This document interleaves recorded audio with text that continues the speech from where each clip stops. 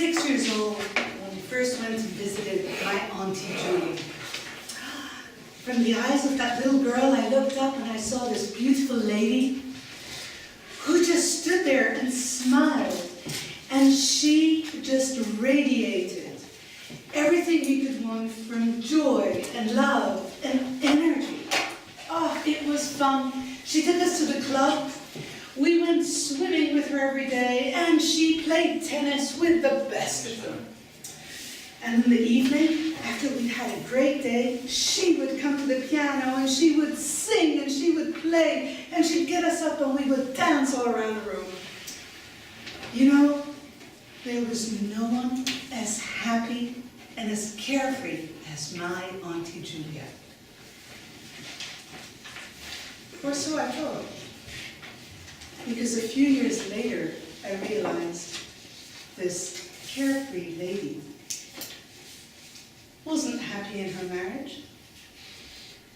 2 of her 3 children were schizophrenics. One of them had committed suicide before I met her. I realized that this sportswoman had had 3 back operations, and each time they had removed one of her vertebrae. The doctors thought she would never walk again. And yet, she proved them all wrong, and she not only walked, but she played tennis until she was 8 years old. Now, is that an inspiration? Tell me, are you one of life's survivors? What do you do when life throws an unexpected hurl your way? Would you like me to share with you what my aunt's tactics are? Well, last December, I went to visit her. By now, she's 92, and she's still every bit as fantastic as before. Okay, a few things have changed. She broke her legs, so she's limping, and she's got this stomach ulcer which kept her up all night. And yet, at 8 o'clock in the morning, she wakes up, she puts her clothes on, she goes to her makeup table, she sits down and takes her time. She fills in her eyebrows, she puts on her lipstick, and her little beauty spot has to go on as well.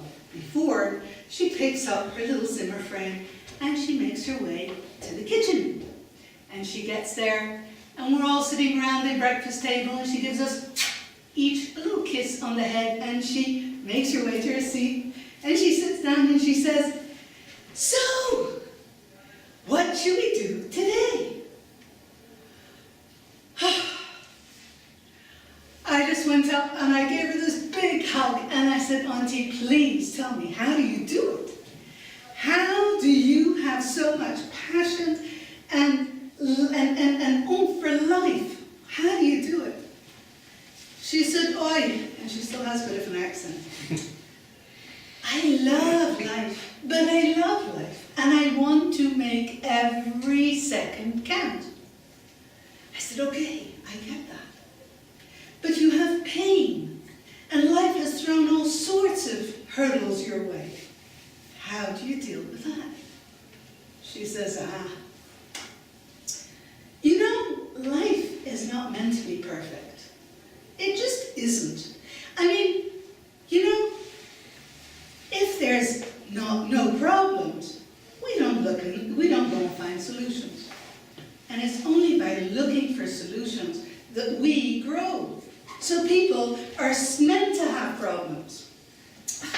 It's only a matter of how you deal with it." I said, "I know, but how do you deal with it?" She said, "Look, remember what your grandmother used to say? She said, as long and as dark as the night is, one thing is for sure. In the morning, the sun's going to rise again." Well, I remind myself of that. And that gives me hope. And then, here's what I do.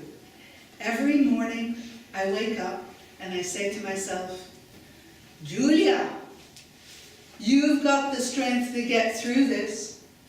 And every time I pass a mirror, and look, there's lots of them around the house, I look at myself in the mirror and I say, say, Julia, you've got the strength to get through this. And if I tell myself this enough times, I believe myself.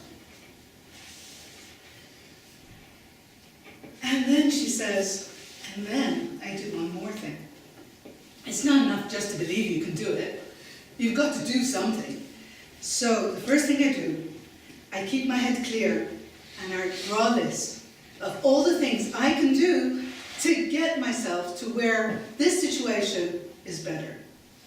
And then I promise myself that every single day I will do at least one of those things. So there it is, and I said, you know what, Auntie, I understand all these points are actually very simple.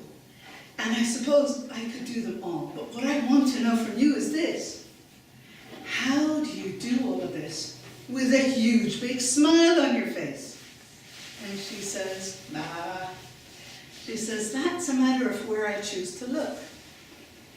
She says, if you look at all the beauty that there is around you, if you choose to notice every little thing that's right, then you can't help but smile. She says, yeah, you're right. I had a stomachache last night. But you know when I woke up, I heard the birds chirping. And I thought to myself, I'm sitting in such a comfortable bed. And look at this breakfast table, so beautifully laid out. And you've come all the way from Holland to visit me. And you know what? I'm going to take you out for an ice cream this afternoon. Now, with so many blessings in a day, how can I not keep smiling? So there you go, Auntie Julia. From across the waters, here I am to thank you for being my inspiration all these years.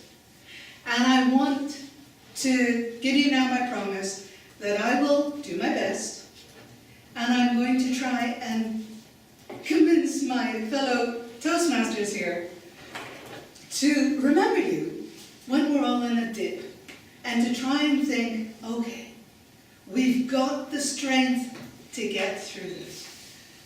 We're going to have a plan, and we will take at least one of those items off the list every day. And we're going to stand, we're going to pay attention to every small thing that brings us joy around us, and there are loads of them. And let's not forget my grandma, who said, the night might be dark and the night might be long, but hey, at the end of it, the sun is always going to rise again. Thank you.